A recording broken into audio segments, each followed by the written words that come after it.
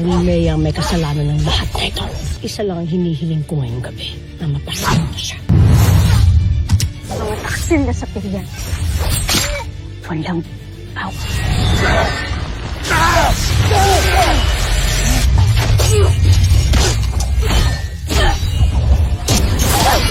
Tanggapin mo na ang iyong katapusan, Mitena. Dalawang brilyante itinahawak niya. Bakit para nakaramdam kayo ng tao? Tunay na ginawa ng labis na makapangyarihan ni Gargan maging sina Mitena at Saur. Kung silang lahat ay mabibigo, hindi lamang ang buong Encantadyang mawawasa. Ang mismong daloy ng kapangyarihan ng mga brilyante ay maaaring tuluyan na rin maglaho. Nang sa gayon ay maubos ang lakas ng mga nangangalaga ng mga brilyante ni Emre.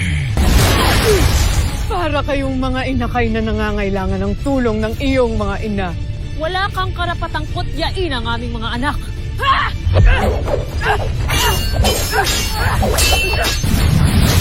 Si Gargan, kailangan mo siyang pigilan sa kanyang inuusan na engkantasyon na nakakapagpahina sa ibang mga sangre. Kami nang bahala dito! Samahan niyo na sila Danay at Serena. Patungo kay Gargan! Ang magkakapatid na sangre. Sabay-sabay ka namin tadaigin. At ang pangarap mong sakupin ng buong Encantadia ay mananatiling pangarap na lamang. Nagkakamali kayo kung akala nyo ay anak ng isang warga sapagkat isa akong bathala. Nadadaig na nating 8 ang pira-piras ng brilyanteng itim. Panahon na! Invicta!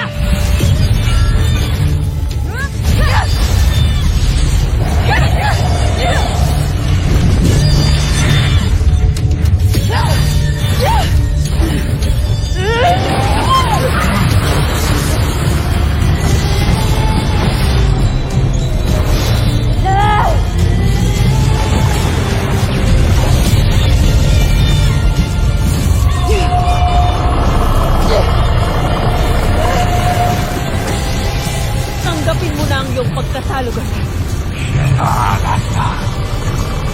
Hindi ba't sinabi naman namin sa'yo na sama-sama ka namin tadaigin? Tena, aking mahal na alagad. Sinasamo kita, kailangan kita ay sundin.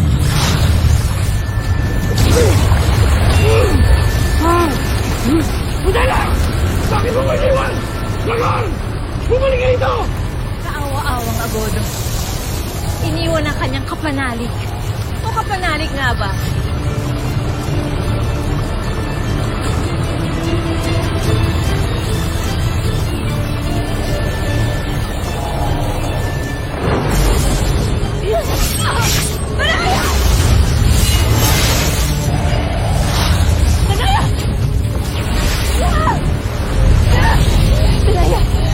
Dalaya, malubha ang iyong sugat. Kailangan nating umalis. Tayo na!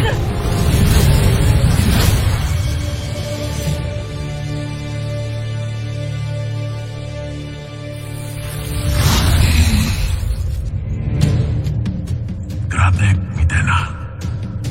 Tunay ngang maaasahan ka at tapat sa akin.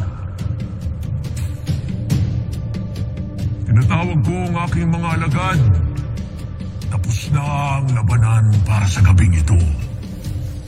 Magsibalik na kayo sa ating kuta. 18.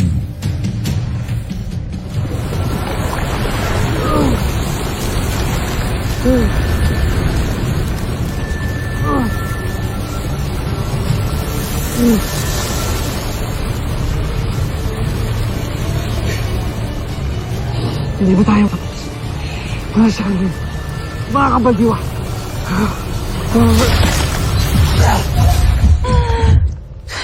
Ashnea. Nabahag na ang buntot ng Agodo.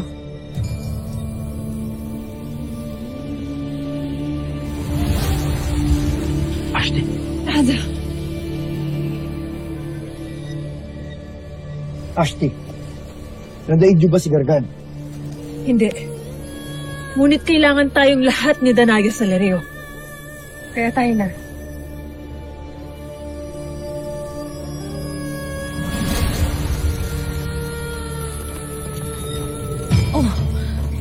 Himalayas. Marahil ay tapos na ang digma ang kanilang sinimulan. At sigurado ako nagtagumpay ang mga sangre.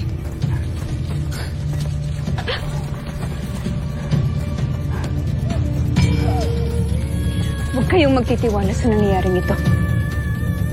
May hinala akong may magaganap pang mas higit pang kaguluhan sa katahimikan ito. Kaya tayo nasa Loreo.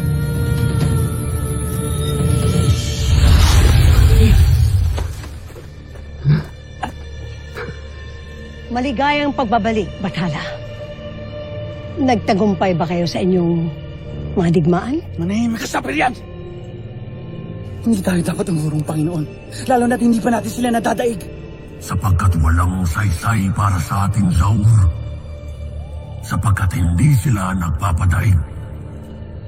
Ang mga brilyante ang matindi nilang armas. At ang mga sangre. Tama kami, Tena. Ngunit huwag kang mag-alala sapagkat may naisip na akong paraan kung paano ko sila madadaig.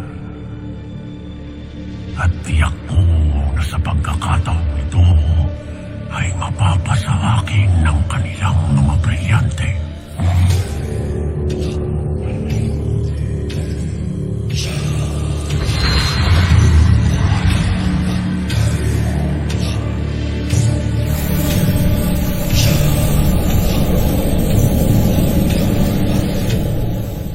Ako'y lubhang natakot nung nalaman ko na sagatan ka sa labanan, Ada. Ang akala ko'y kung ano na talaga naganap sa inyo. Anak, kahit na makapangyarihan ang ginamit sa akin sa dati ng Tena, ay batid ko na hindi pa ako maaaring mamatay.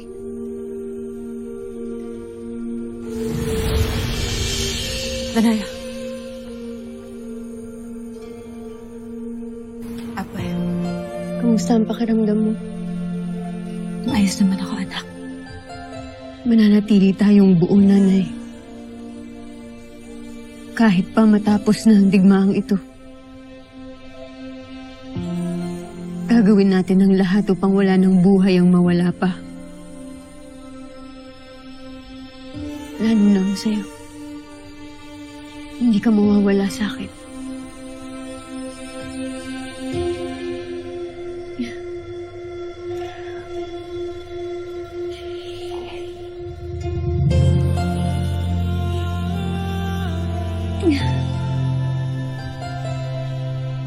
Danaya, kung mabuti na ang iyong pakiramdam, marahil ay maaari na tayong magpulong upang mapag-usapan ang ating mga susunod na hakbang. Susunod ako. Ashti, kailangan pang magpahinga ni nanay. Kailangan mo pang mag-ipon ng lakas. Ako na rin muna ang kakatawan sa kanya.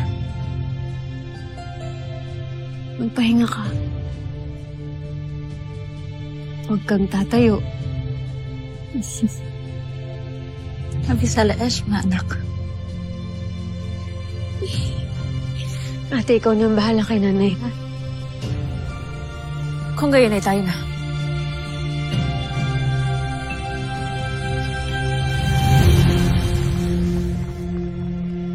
Natutuwa ko sa aking kapatid, Ada. Bagamat bata pa siya, nagiging isang matatag na pinuno at magdirigma siya. Kaya ikinararangal ko si Tera. Kinararangal ko kayong dalawa, aking anak. Nakarating na rin sa akin ang ipinamalas mong talas ng pag-iisip. Tunay ngang nasa dugo ninyo ni Tera ang katangian ng isang tunay na sangre.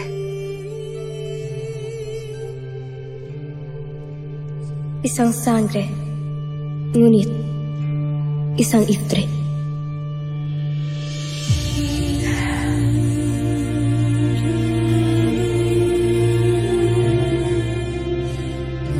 Ekorediyo, aking anak.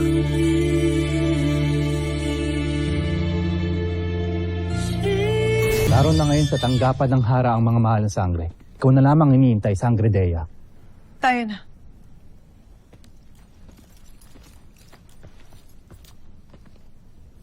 Orime, mahal na sangre. Sandali lamang, Kawal. Urime, Daron. Natutuwa akong makita't nakaligtas ka sa naganap na labanan. Nais ko rin kayong papurihang dalawa ni Chedro. Dahil naging huwaran kayong mga mini-ave na ngayon ay lumalaban na sa tunay na masasama. Mananatili kaming lalaban. Hindi lamang para sa Encantadia, mahal na pinuno, kundi maging sa karangalan na rin ng ating lahi. Titiyakin ko makakarating kay Chedro kang iyong mga papuri. Si Chedro. Nabatid kong walang ibang hinihiling kung hindi ang makabalik na tayo ng mini-ave.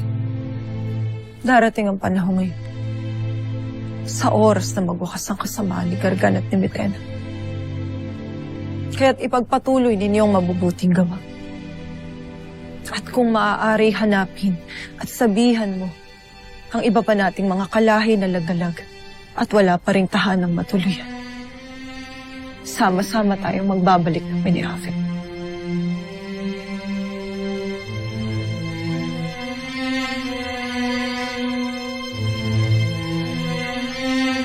Tayo na.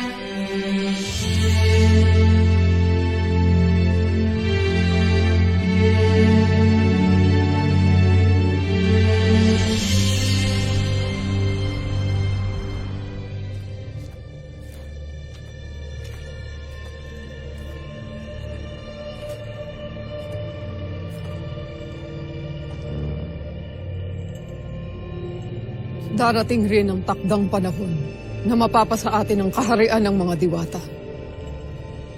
Kung kaya't, kailangan na natin marahil na makabuo ng panibagong hukbo.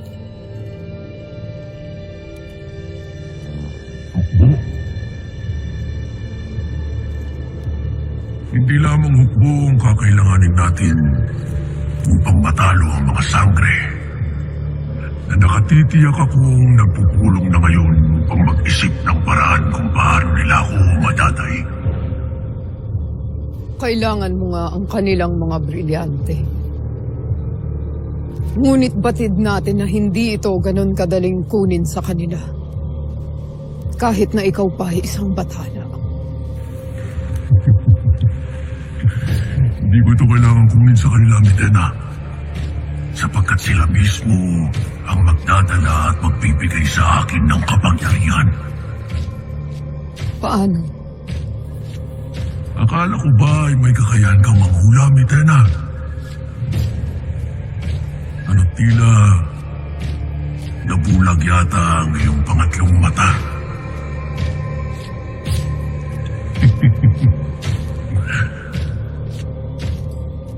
Kapag ang isang kaharian na pinakaiibig nila ay nabingit sa pagkawasak, gagawin ng mga bayani nito ang lahat upang iligtas ito. Lulusob ba tayo muli sa kanila, Panginoon? Gagawa ko ng isang ilusyon. Isang dilubyo kung saan kakailanganin nilang gamitin ng kanilang mga brilyante. At ito rin ang magdadala sa kanila ng kabiguan.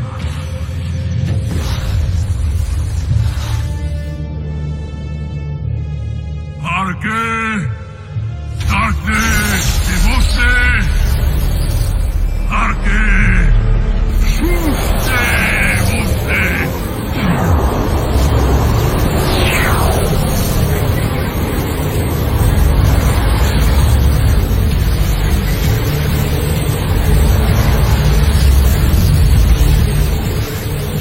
Pagmasdan mo, Mitena! Tawag ng aking lakas at ang magdadala sa atin sa ating tagumpay!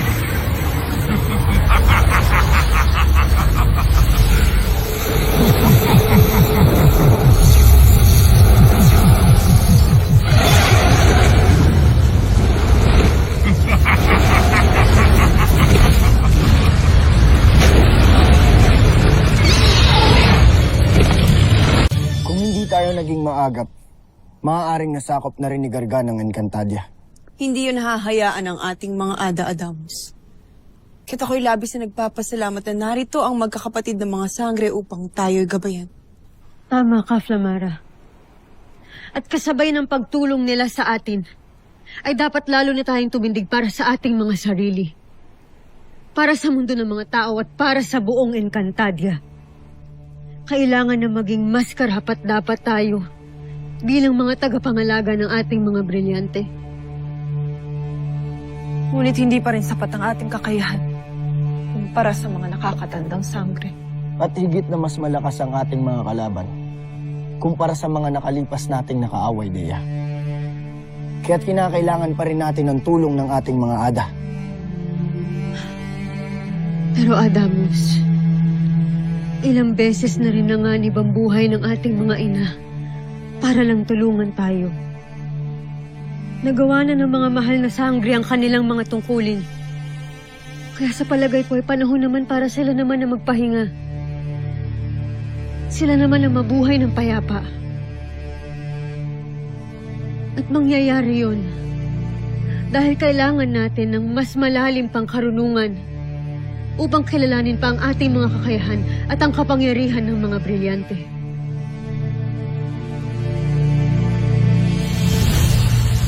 Ada, ano't nandito pa kayo? Hindi ba't kanina patapos ang pagpupulong at pinagpapahinga na kayo? Ashti, wala tayong panahon upang magpahinga ngayon.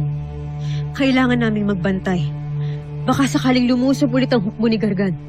Nagbili na ako sa mga masna at kawal na magbantay sakaling mangyari yan. Kaya't magpahinga na kayo. Sapagkat kailangan niyong mag-ipon ng lakas sa gagawin nating paghahanap kay Gargan bukas. Tayo na, Flamara. Kailangan na nating magbalik ng Hatoria.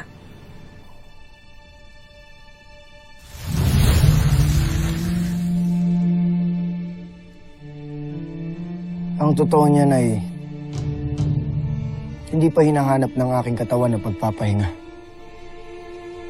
Kaya't sasama na muna ako sa mga masna upang magbantay. Hayaan mong samahan kita, Adamus. Tayong tatlo ang sasama sa kanila.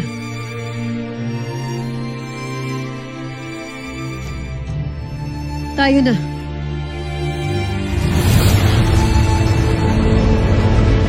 Naigpit ang pagbabantay ng aming mga kasama sa lahat ng mga muog tanggulan, rama ng Sapiro.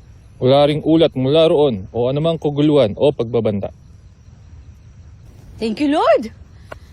Buti naman, hindi na dinami ni Gargan itong Hatoria. Ibig sabihin ba nito, pwede na akong bumalik ng Lireo?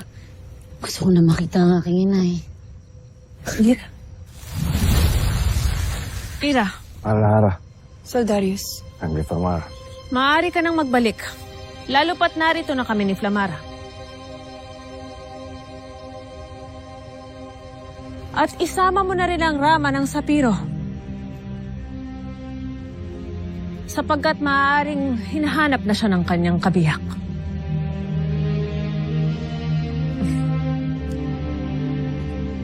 Ngunit, abisala Yashma sa iyong pagpapaunlak sa aking kahilingan na ikay manatili mo na rito. Si Lira nang bahala sa'yo. Mga kawal, ipatawag ang ating mga masna at dalhin sila sa silid tanggapan ngayon din. Susunod, Hara.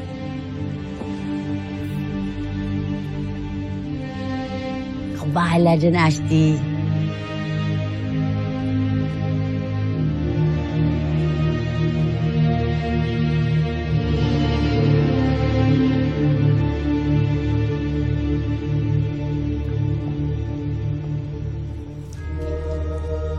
Kakaiba talaga ang ating Ada, Flamara. Hindi lang siya isang huwarang hara, kundi isang dakilang ina. Totoo naman. Kaya idol ko yung Ada niyo. Feeling ko nga kahit mag-isa siya, kayang-kaya niyang ubusin lahat ng epal dito sa Encantadia. Epal? Yung mga kalaban. Oo, epal. Ano tinawag mo ang mga naninirahan dito sa Encantadia na epal? Ano ba dapat? Hindi ba't ang ibig sabihin ng epal eh? Maganda. Sino nagsabi sa'yong maganda ang ibig sabihin ng epal?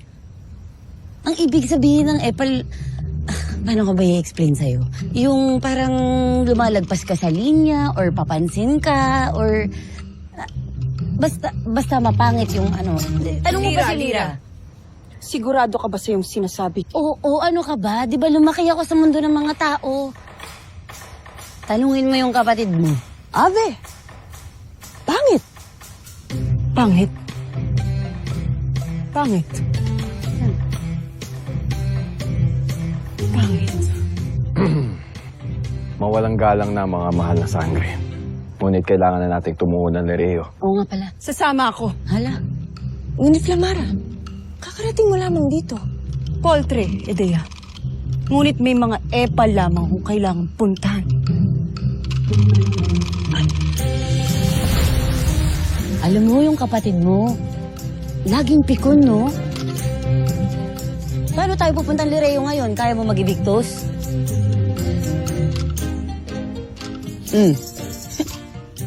Alam mo na, Lira. Kanito pa nga ba magmamana? Buhatin mo ako.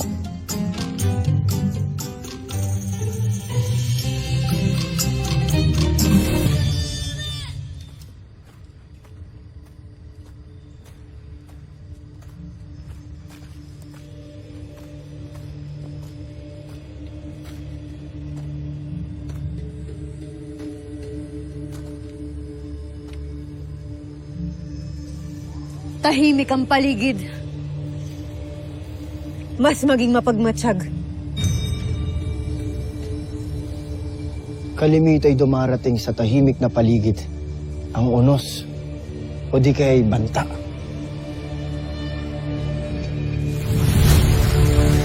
Namara!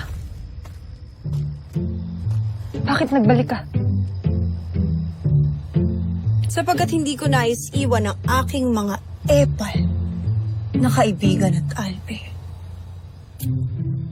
Nagkaisa kayo upang ako'y linangin. Hindi magandang ibig sabihin ng epal. Flamara, sandali. Pasensya na. Agape Avi, Flamara. Ayoko lang kasi na masaktan yung damdamin mo. Kaya hindi ko sinabi agad sa'yo kung ano yung totoong kahulugan ng epal. Huwag mo na sana itong damdamin pa, Flamara. Nagbibiro lamang ako noon, hindi ba, Tera? Nagbibiro ka lamang.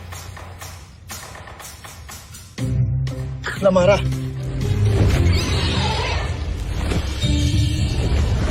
Nakabaging bathala. Anong uri ng pasyenda ang lumilipad na yun? Patungo siya sa palasyo. Ano pa ang inyong hinihintay? Bakit hindi niyo sundan ang epal na kasing epal ninyo?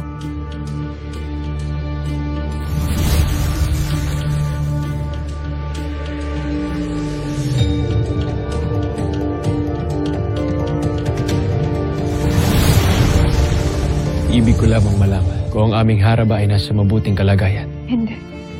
Kung patuloy na nawawalan ng yaman ng Sapiro, walang anumang magandang rason upang mawalan ng buhay, Daron. Kayo ba'y nananaginip, Ada? May nangyaring masama sa iyong kapatid. Hindi ko makita si Tera.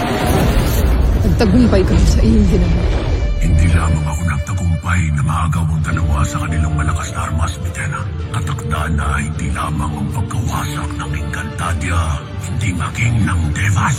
Yung hawak na ni Gargan ng dalawang brilyante. Paano pa natin sila malalabanan? Kailangan lumisan na agad upang hanapin at kunin ang dagdag kapangyarihan. Ang mga sinauna, ngunit maiilap na makapangyarihang mga Pashnea.